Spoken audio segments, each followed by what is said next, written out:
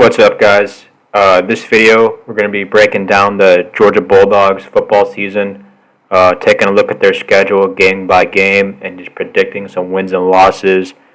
We can go through, look at some depth chart and matchups of their opposing teams, and just give a reason why we think that the game's going to go a certain way.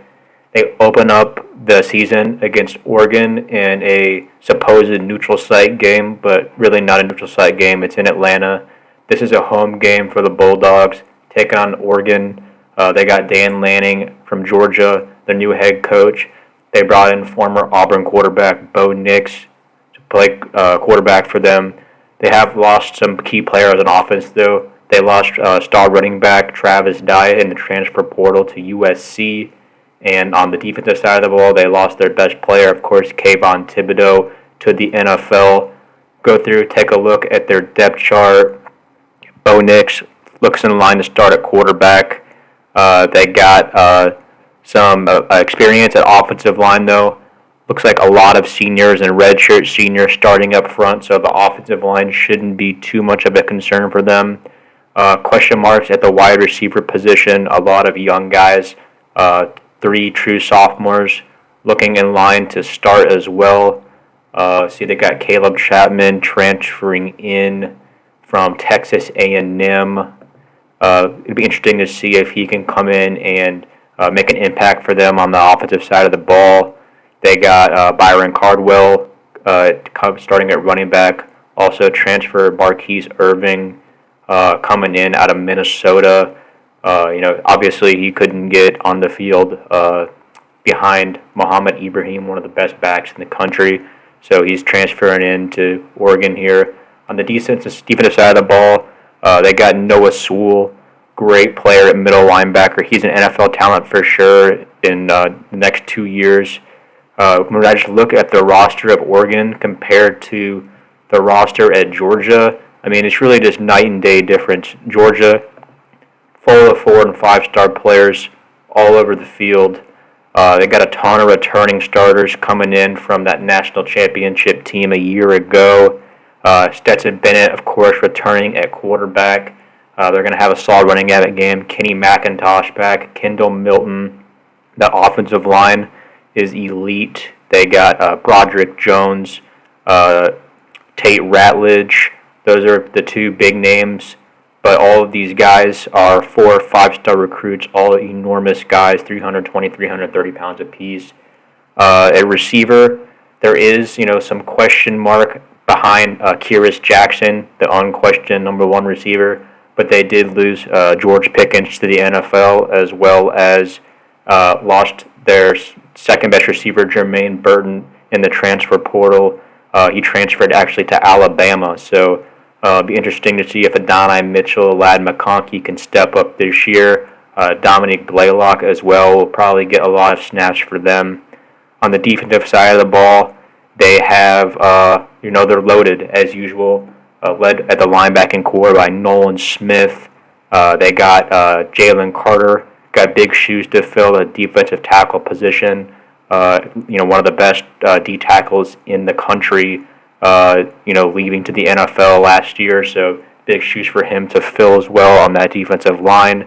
The defense, Keely Ringo, been a starter for a couple of years now. Really going to help lead them.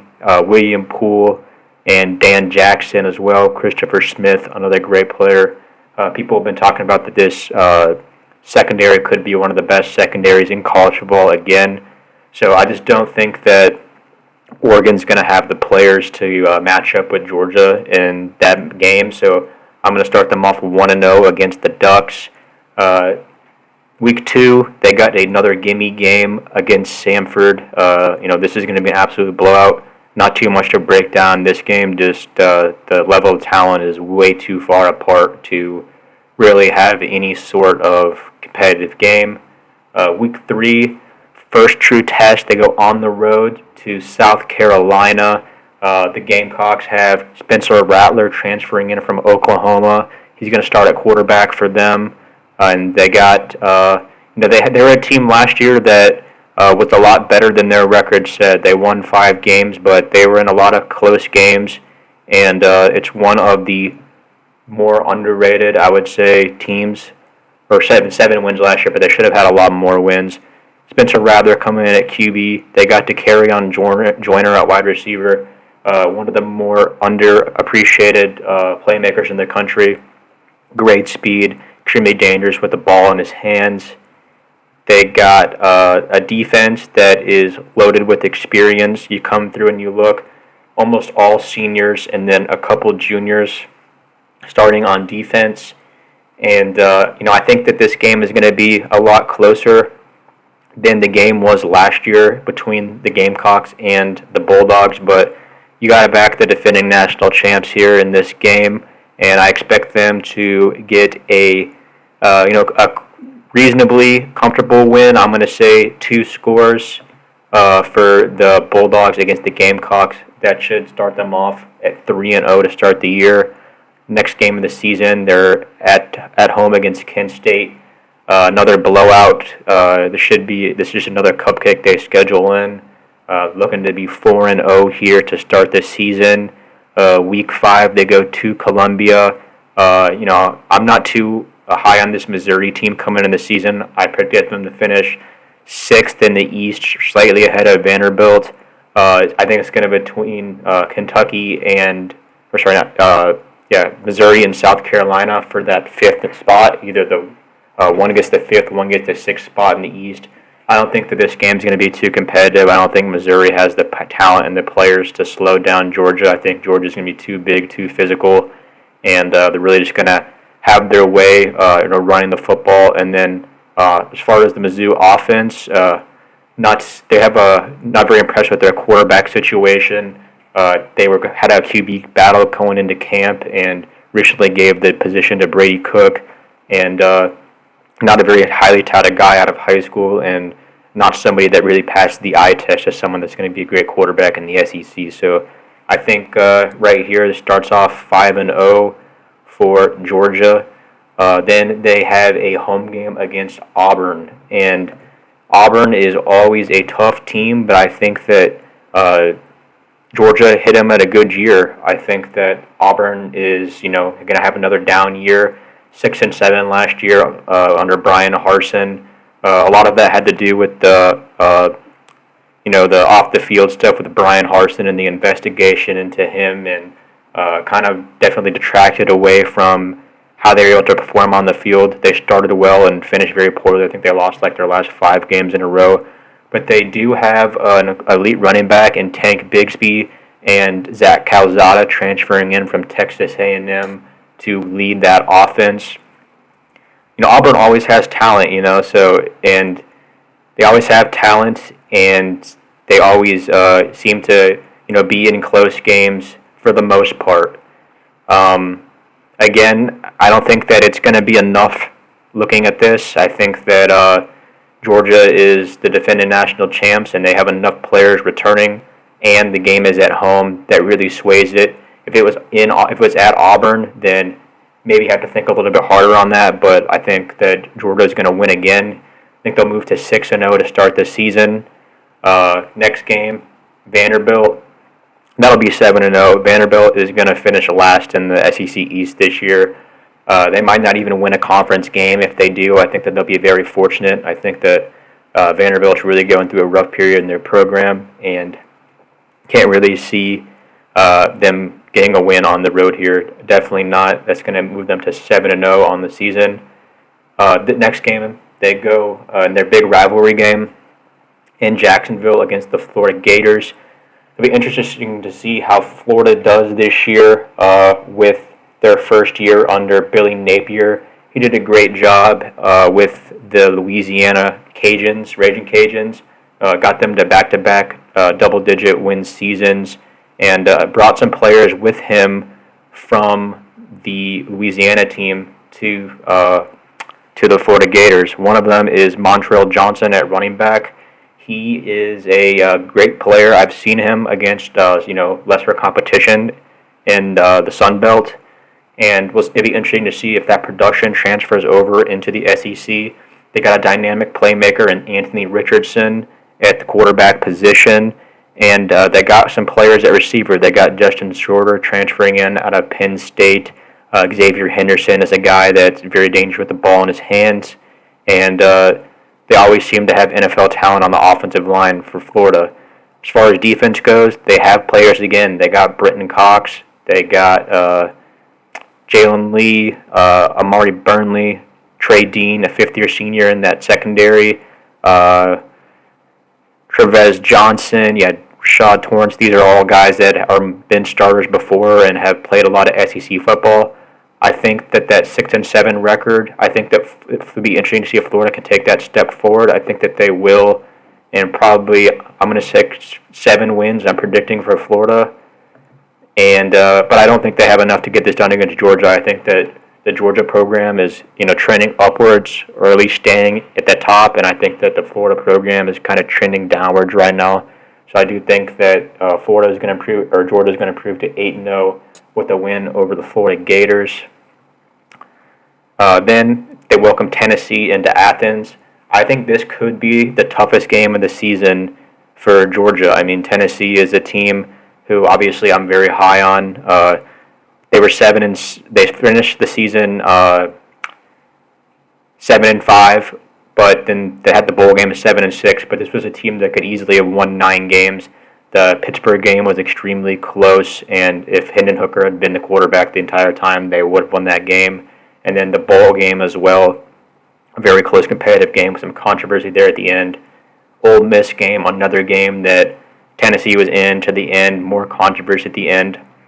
So it easily could have been a 9-win season for Tennessee, and they're going to have the offense to score points against Georgia and to match that firepower offensively.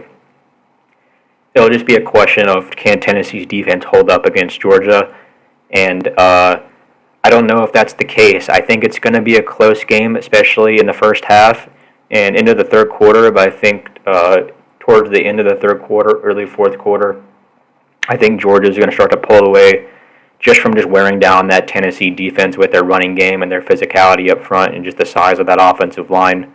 And, Tennessee's defense does suffer because of the high pace the offense runs. If the offense goes 3 and out, then the defense really pays for it. And I think that will happen one too many times for Tennessee, and I think that Georgia is going to eventually pull away on that game. That will bring Georgia to 9-0 on the season.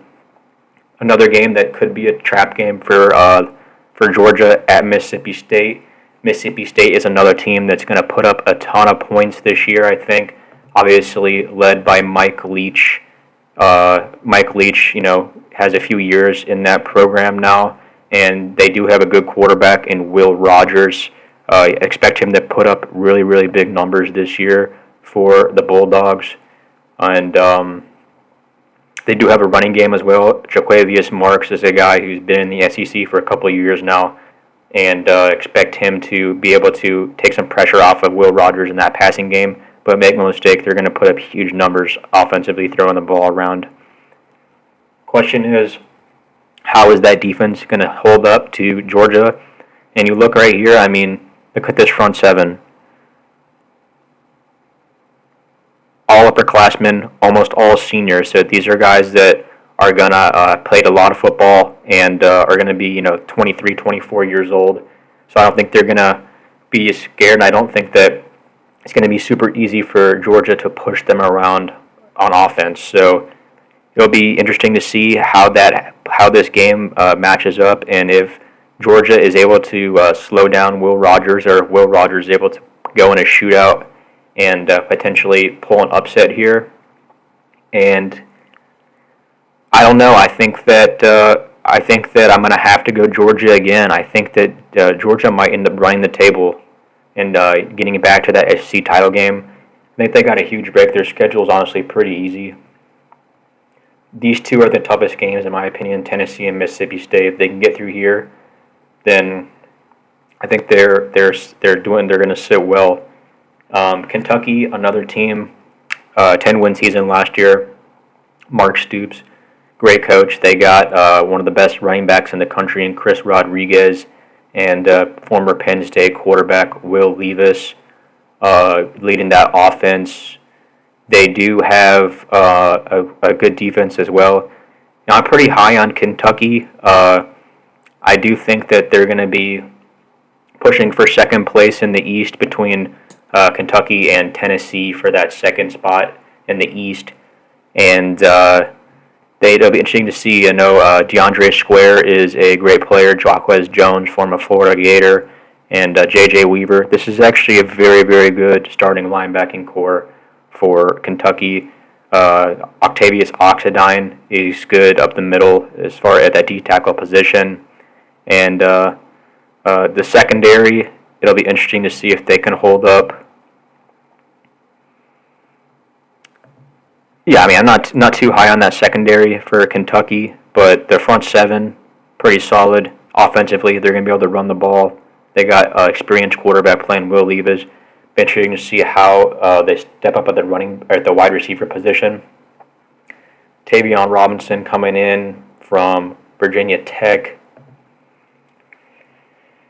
It'll be a close game, especially at Kentucky. So I mean, this could be another with this stretch right here. If Florida does lose, it's going to be in this stretch right here: Tennessee, Mississippi State, Kentucky.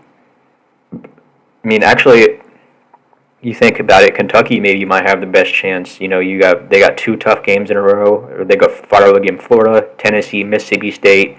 Could be a little banged up towards the end of the season on the road in Lexington. I'm actually going to take Kentucky here. I think that Kentucky will win at home against Georgia, and I think that that'll end the Georgia's quest for a perfect season. I think they'll be 10-1 at this point, and then finish the season at home against Georgia Tech, and I think this should be a pretty easy win. Georgia Tech lost their best player, their running back, Mims, transferred to Alabama. He's going to be a starting running back for Alabama. They do have Jeff Sims at quarterback, who runs that triple option pretty well. He's a very good runner. Throws the ball, has good arm strength, but not the most accurate. And then defensively, they're not going to have anything for Georgia, in my opinion. I think that this would be a pretty easy win for Georgia. I think they finished the season 11-1, and I do think that they will win the SEC East and have a chance to get into the college football playoff with a win in the SEC title game against the winner of the West. So I predict 11-1 season for the Georgia Bulldogs, and I think they got fortunate with a very, very easy schedule.